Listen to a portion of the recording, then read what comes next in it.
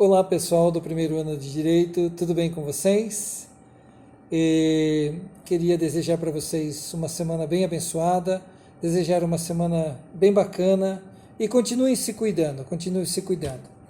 Eu vim aqui na faculdade hoje, aproveitei para gravar a nossa aula de hoje, para o dia de hoje, né?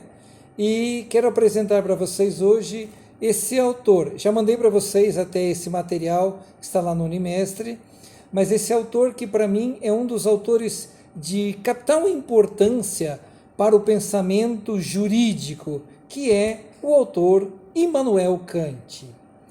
E Kant é um personagem assim bem particular. Então eu quero apresentar assim rapidamente quem é esse sujeito, qual é o pensamento dele, o pensamento filosófico dele, e depois pensar de que forma o pensamento filosófico de Kant transita para o campo do direito, principalmente para as questões morais e jurídicas, ok? Então, esse é o objetivo da nossa aula. A gente sabe que Kant é um sujeito, um personagem que marcou o período do Iluminismo. E alguns autores até da história chamam Kant, consideram Kant, até identificam Kant como o pai do Iluminismo, como se Kant tivesse dado assim, digamos, aquele start para o movimento iluminista do século XVII, início do século XVIII. A gente sabe que Kant era um cara assim muito metódico, um cara que viveu na sua cidade natal, assim, nasceu, viveu e morreu na sua cidade natal, nunca saiu da sua cidade natal.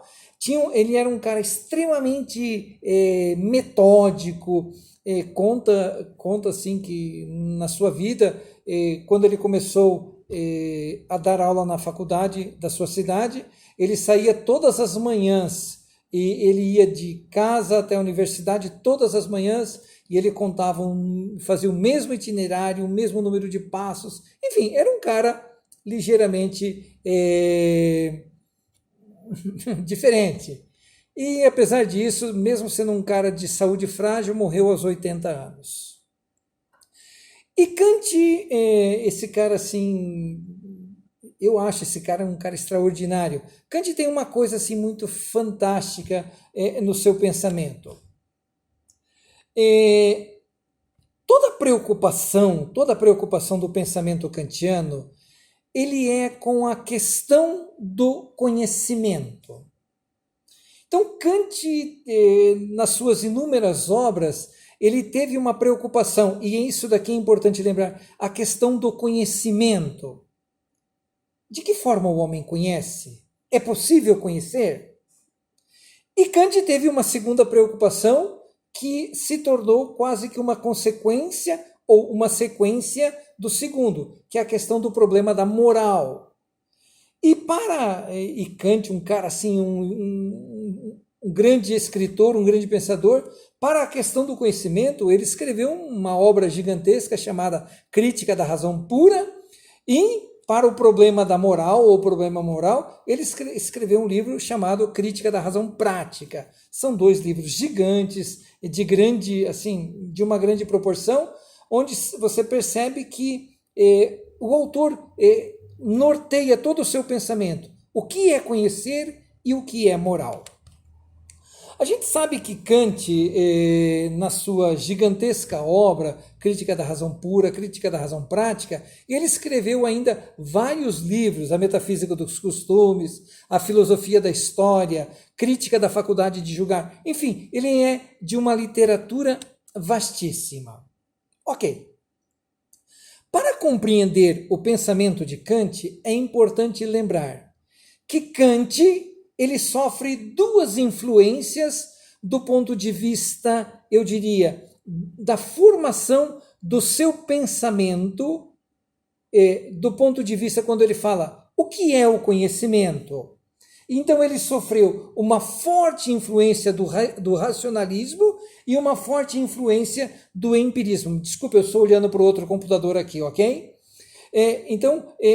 Kant, em relação à questão do conhecimento, ele foi fortemente influenciado pelo pensamento cartesiano, o racionalismo de Descartes, que duvidava de tudo, que discutia tudo, mas ao mesmo tempo, Kant ele começou a perceber que para conhecer, ele sofreu a influência do empirismo de David Hume. Então eu conheço experimentando, eu experimento sabendo, e para a questão do problema moral, é importante lembrar que Kant sofreu uma forte influência do pietismo vinculado ao protestantismo alemão.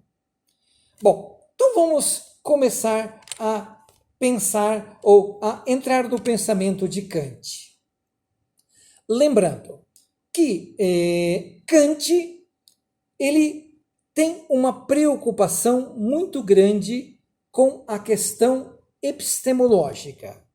Isto é, de que forma eu posso saber?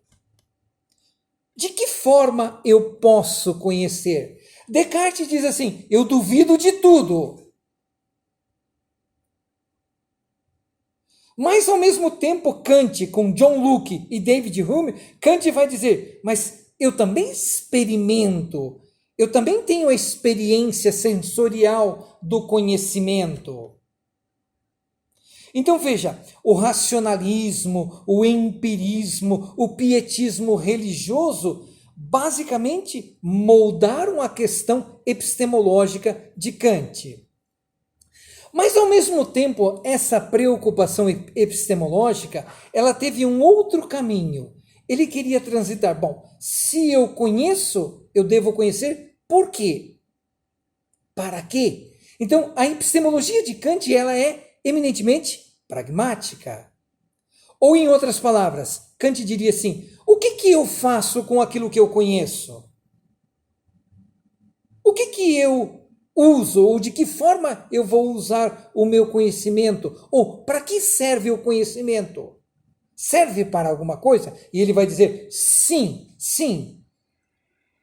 Ao ponto que Kant chega ao momento de dizer que quando eu conheço, quando algo se torna eminentemente racional para mim, ele se torna uma obrigação moral. Aquilo que Kant chama de imperativo categórico. Por isso que Kant, apoiado nas experiências de Descartes, de David Hume, de Leibniz, então Kant se apoia e começa a fazer assim, aquele questionamento, e ele faz uma crítica às próprias faculdades do conhecimento. Ele critica e pergunta, será que a nossa razão ela é capaz de conhecer? Será que somos capazes de entendimento? Qual o papel da sensibilidade? Qual é o papel das interações sociais que nós fazemos com o conhecimento? Isto é, a sensibilidade humana. Ao ponto que Kant vai insistir tanto, que ele vai fazer uma crítica à própria razão. Mas vamos mais. Para construir o seu pensamento, Kant diz que o conhecimento, quando ele faz essa crítica, o conhecimento, ele está tão presente que Kant tem ciência que existe milhares de informações sensoriais e que o sujeito, quando ele conhece, ele é capaz de captar. Kant diz assim que nós não somos uma cera que tudo aquilo que vem de fora fica gravado em nós. Não, nós somos impactados sensorialmente, mas nós processamos essa informação. E ele vai dizer assim que nós somos esse conjunto de dispositivo entre o sensorial e o intelectual, e ao mesmo tempo a gente recebe informações formatadas. Kant ainda vai dizer que o nosso conhecimento, eles são condicionados pela experiência que nós vivemos. E mais ainda, não só pela experiência que nós vivemos, mas pela concepção de mundo que nós temos. E ele vai dizer ainda que, digamos, toda essa estrutura, ela faz parte da nossa estrutura mental. Por isso que ele vai dizer, e aqui eu queria insistir com vocês, moços e moças, Kant trabalha com duas coisas fundamentais. Com o conhecimento chamado a priori e com o conhecimento que nós chamamos o a posteriori. O que seria isso? Kant diz que todas essas influências, todas essas formas que mexem com o nosso conhecimento, eles produzem a leitura, a vivência de mundo, as experiências estruturadas, o conhecimento formal. Tudo isso gera em nós, impacta no nosso conhecimento. Mas, ao mesmo tempo, ele vai dizer, a posteriori, o que resulta de tudo isso? Por isso que Kant fala muito, muito, meninos, nessa relação a priori e a posteriori, a questão dos juízos analíticos e os juízos sintéticos. Isso quer dizer, toda essa primeira impactação, se ela for efetivamente elaborado previamente, a priori, ele vai proporcionar ao sujeito condições de conhecimento. E a posteriori, isto é, depois, ele vai criar juízos sintéticos, isto é, daquilo que foi analisado, ele vai concluir sínteses, para, em seguida, elaborar raciocínios lógicos. Então, percebam, Kant trabalha com a experiência, com o sensorial, com o conhecimento, mas ao mesmo tempo ele invoca para si a questão. Todas essas informações a priori e a posteriori devem gerar no sujeito conhecimento. Ok, crítica da razão pura. Aí vem a pergunta, o que eu devo fazer com esse conhecimento? Crítica da razão prática. É aqui que Kant chega à grande sacada dele. Quando o sujeito sabe, quando o sujeito, através de juízos analíticos e juízos sintéticos, ele chega ao conhecimento, Kant diz que ele não pode agir contrário à sua razão. E aí, esse não pode agir contrário à sua razão, Kant chama de imperativo categórico. Isto é, a questão moral. O que é moral para Kant? O que é legal para Kant? E aqui entra o direito. O que é legal e é moral para Kant?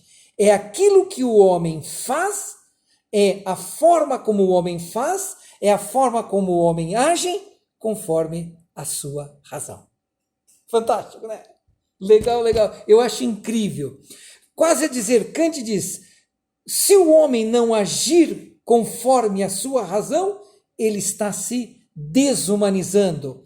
É próprio do homem, em todos os seus comportamentos morais, sociais,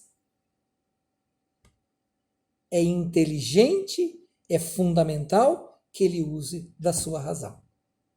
Ok, pessoal? Espero que tenha contribuído com vocês. Estou à disposição para eventuais dúvidas e eventuais esclarecimentos. Seja lá no meu e-mail, vocês podem perguntar. Estou sempre à disposição. Ok? Um grande abraço e uma boa semana a todos.